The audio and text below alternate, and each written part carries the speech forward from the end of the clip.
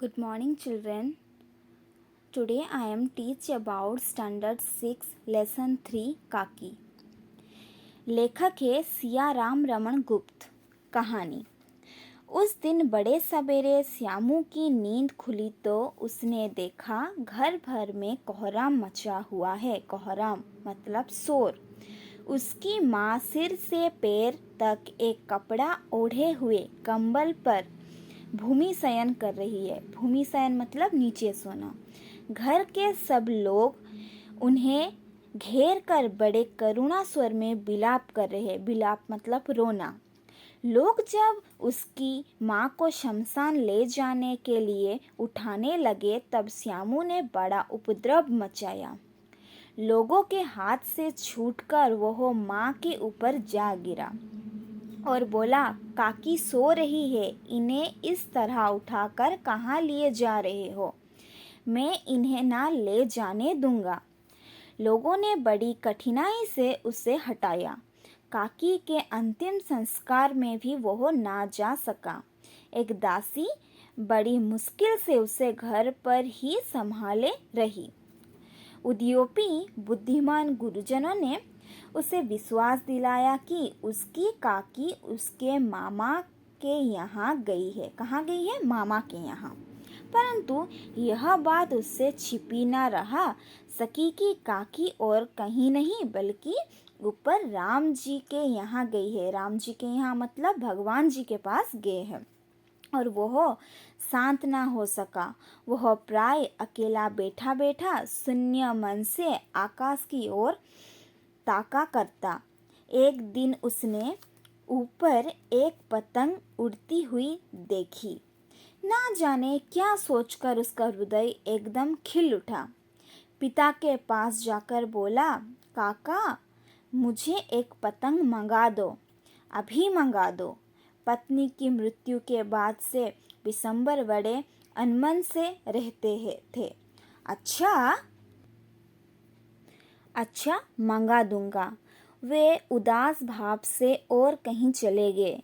श्यामू पतंग के लिए बहुत उत्कंठित था। वह अपनी इच्छा किसी तरह ना रोक सका। एक जगह खूंटी पर बिशंबर का कोट टंगा था। इधर उधर देखकर उसने एक स्टूल सरका कर रखा और ऊपर चढ़कर कोट की जेब से टटन्नी तथा एक चवन्नी पाकर तुरंत वहां से भाग गया। सुखिया दासी का लड़का भोला श्यामू का साथी था। श्यामू ने उसे चवन्नी देकर वहां अपनी दीदी से कहकर गुपचुप एक पतंग और डोर मंगा दो। देखो खुद अकेले में लाना, कोई जान ना पाए। पतंग आई। एक अंधेरे कमरे में उसमें डोर बांधी जाने लगी। श्यामू ने धीरे से कहा, भोला किसी से ना कहो तो एक बात कहूँ? भोला ने सिर हिलाकर कहा, नहीं किसी से ना कहूँगा। श्यामू ने रहस्य खोला, मैं पतंग को ऊपर राम के यहाँ भेजूंगा। इसको पकड़कर काकी नीचे उतरेगी। मैं लिखना नहीं जानता, नहीं तो इस पर उनका नाम लिख देता।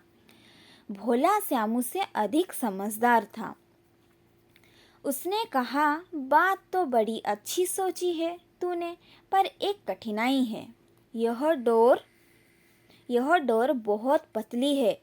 इसे पकड़कर काकी उतर नहीं सकती क्योंकि इसके टूट जाने का डर है। पतंग में मोटी रस्सी हो तो सब ठीक हो जाएगा। क्या ठीक हो जाएगा? रस्सी अगर मोटा हो तो ठीक हो जाएगा, नहीं तो पतली रस्सी से वो टूट जाएगा, नीचे उतर नहीं पाएंगे। श्यामू गंभीर हो गया। बात तो भोला ने लाखों रुपए की सुझाई थे, किंतु कठिनाई यह थी कि मोटी रस्सी कैसी मंगाई जाए।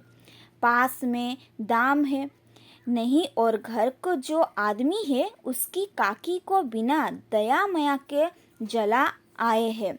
वो उसे इस काम के लिए कुछ देंगे नहीं।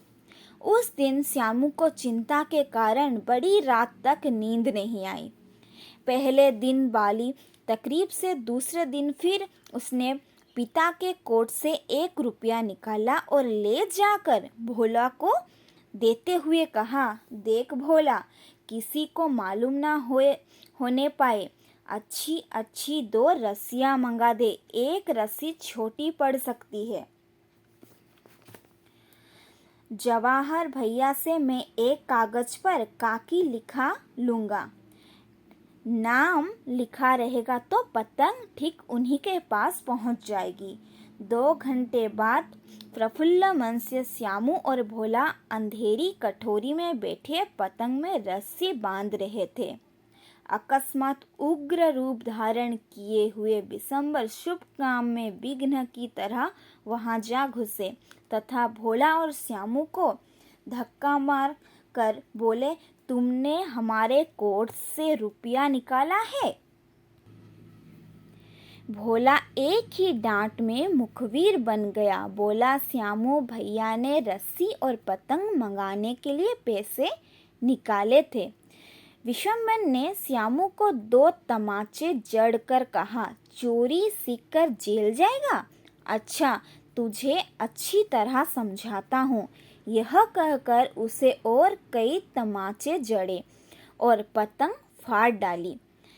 उन रस्सियों को देखकर पूछा, ये किसने मंगाई है? भोला ने तुरंत जवाब दिया, इन्होंने मंगाई थी। कहते थे इससे पतंग आकाश में भेजकर काकी को राम के घर से नीचे उतारेंगे। यह सुनकर विशंबर हक्का बक्का रह गया। उन्होंने पतंग देखी, उस पर चिपके हुए कागज पर लिखा था काकी। तो इस विषय से हमें यह पता चलता है कि बाल मन संसार की अनेक सच्चाइयों से अवज्ञ होता है। बच्चे का मन पवित्र एवं निरक्षण होता है। श्यामू एक ऐसा ही बच्चा है जो अपनी मृत माता को राम के पास से वापस लाने की कोशिश कर रहा है, परंतु कहानी में उसकी कोमल भावनाओं का समर्पित चित्रण किया गया है। Thank you.